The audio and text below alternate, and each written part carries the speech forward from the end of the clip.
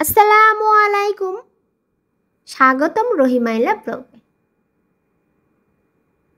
ডিম দিয়ে মিষ্টি কুমড়ার এক অসাধারণ রেসিপি নিয়ে চলে আসলাম আপনাদের সামনে। এত মজার এই রেসিপি একবার খেলে বারবার খেতে চাইবেন। চলেন মূল রেসিপিতে চলে যাই। প্রথমে আমি মিষ্টি কুমড়া টুকরা টুকরা করে কেটে নিচ্ছি। মিষ্টি কুমড়াগুলো ছোট ছোট টুকরা টুকরা করে কেটে নিয়ে এবার খুব ভালো করে ধুয়ে নিব।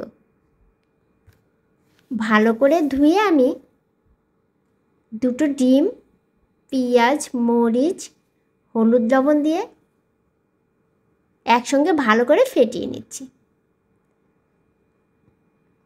খুব ভালো করে ফেটিয়ে এবার আমি ডিমটা ভাজতে দিয়ে দিলাম।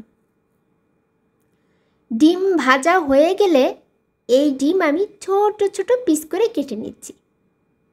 আপনারা হয়তো ভাবতে পারেন এত ছোট ছোট, হ্যাঁ, ছোট ছোট করে কাটলে ডিমের মধ্যে মশলা ঢুকবে আর ডিম তো এমনিতেই ঝোলের মধ্যে যেয়ে ফুলে উঠবে।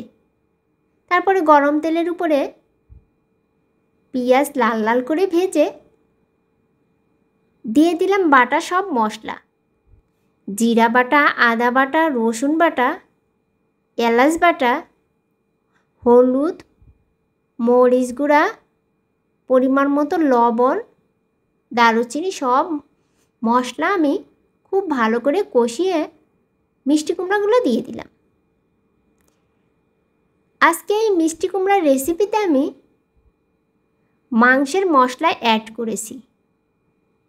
আমরা যেমন ডিমের তরকারিতে এলাচ, দারচিনি, আদা, রসুন দিই, সেভাবেই আমি দিয়ে দিয়েছি। তারপরে মিষ্টি কুমড়ো খুব ভালো করে কষিয়ে নিচ্ছি। খুব ভালো করে কষিয়ে আমি পানি দিয়ে দিলাম, অর্থাৎ পরিমাণ মতো ঝোল দিয়ে দিলাম।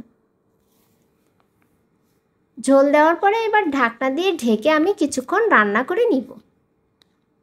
কিছুক্ষণ রান্না করে নেওয়ার পরে আমি টুকরা ডিমগুলো দিয়ে দিয়েছি। খুব ভালোভাবে নেড়েচেড়ে ঢাকনা দিয়ে ঢেকে দিলাম। দেখেন সেই ছোট ছোট পিস পিস ডিমগুলো এবার ফুলে ফেপে উঠেছে আর মশলাও খুব ভালোভাবে ঢুকে গেছে। আমার রান্না শেষ। এ পর্যায়ে আমি ভাজা জিরার গুঁড়া ছড়িয়ে দিচ্ছি।